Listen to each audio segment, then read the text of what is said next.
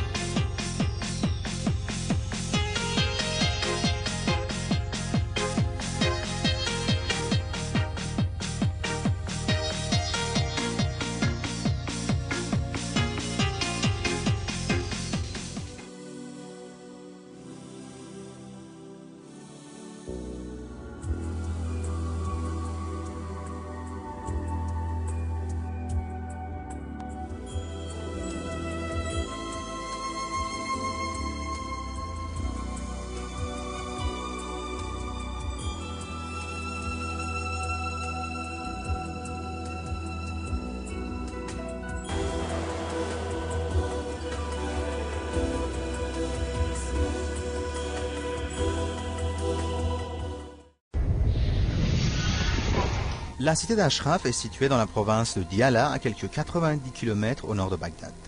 Elle héberge des résistants iraniens qui ont consacré toute leur vie à la lutte pour la démocratie en Iran. La cité d'Ashraf a été construite il y a 20 ans, en plein cœur d'un conflit militaire meurtrier, dans le cadre déclaré de la politique de l'opposition iranienne en faveur d'une paix entre les deux pays ainsi que la libération d'Iran.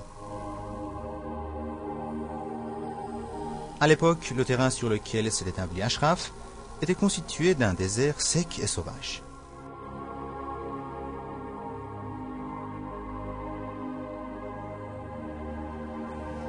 Cette cité a donc été construite brique après brique par les résistants qui luttent pour la démocratie dans leur pays.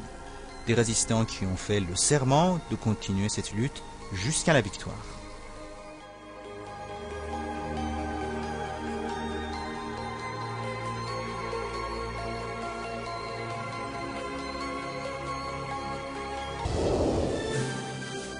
Comme tout autre visiteur d'Ashraf, vous êtes obligé d'emprunter cette route pour arriver à quelque destination que ce soit dans la cité. Cette route qui porte pour nom le chiffre 100 est le principal axe routier de la cité et en même temps, sans exagération aucune, la route la plus riche en souvenirs dans le monde. Cette route a connu beaucoup de moments forts avec les résistants iraniens et aussi des moments faibles. Elle a été au cœur de beaucoup d'adieux et aussi de nombreux retrouvailles. Il y a 15 ans, en 1991, au même endroit où nous nous trouvons maintenant, s'est déroulé une immense défilé militaire des résistants iraniens.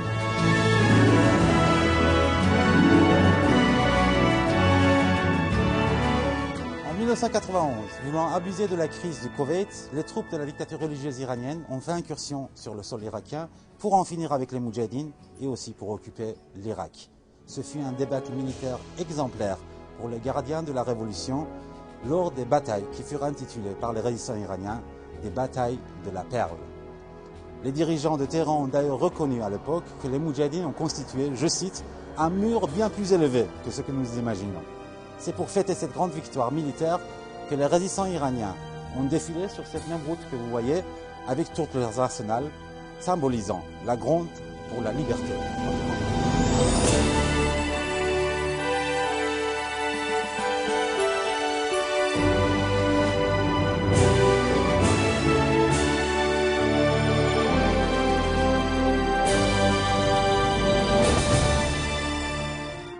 Et cette gronde n'a pas cessé de se manifester pendant toutes ces années dans un effort inlassable pour la libération de l'Iran. Et la route 100 que vous voyez actuellement a été constamment le théâtre de ces manifestations, sentant de tout son asphalte toute l'ardeur des résistants iraniens.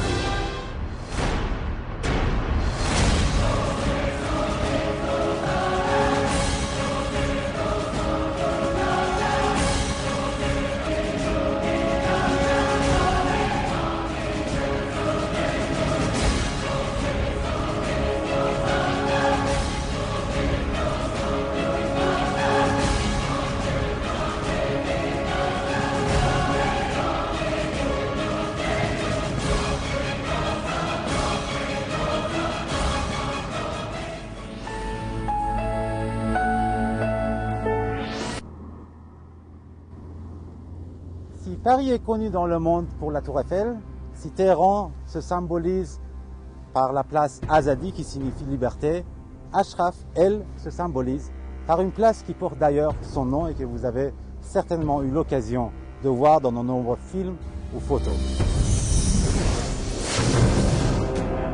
Nous sommes donc dans la place Ashraf. Jetez-y un coup d'œil, je vais vous expliquer.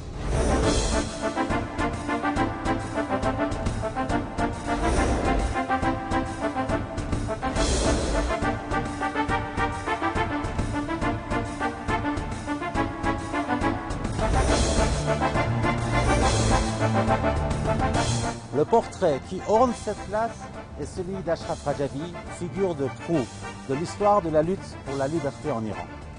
Ashraf Rajavi a été tué en 1981 par les gardiens de la révolution de Khomeini lors d'un assaut armé à son refuge. Elle a été tuée alors qu'elle venait tout juste de devenir maman. Pour tous les résistants iraniens, c'est un grand honneur de vivre la cité qui porte son nom. Ce nom symbolise désormais toute une génération de femmes qui ont su dire non à la dictature religieuse intégriste de Téhéran, en rejoignant les rangs des résistants iraniens et en montrant la voie aux générations futures. Alors la place Ashraf s'imprègne d'entrée dans la mémoire de tout nouveau visiteur dans cette cité.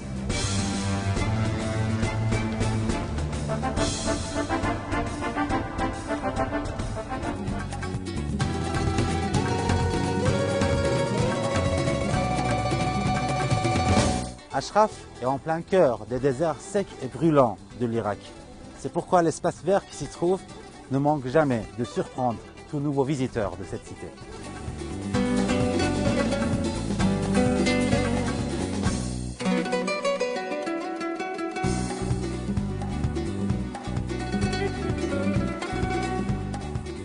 Qassem est un ancien de cette cité.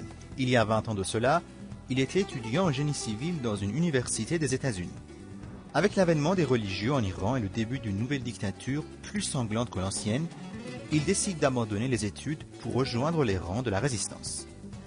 Il est maintenant le responsable du principal parc de la cité d'Ashraf, un parc qui porte le nom de Mariam Rajavi. On lui a demandé de nous dire de ses souvenirs des premiers jours d'Ashraf et de la manière dont s'en sont pris les résistants iraniens pour faire de ce désert ce que vous voyez ici. À vrai dire, j'étais moi-même sceptique au départ.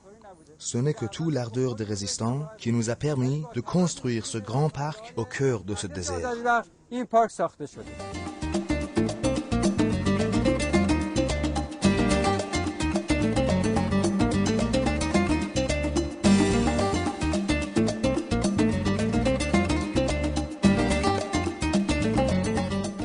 Si vous n'avez jamais eu l'occasion d'entendre ceux qui ont visité Ashraf, ils vous ont certainement raconté de nombreux récits sur ce parc et sur toutes ces beautés qui reçoivent tout nouveau visiteur à Ashraf.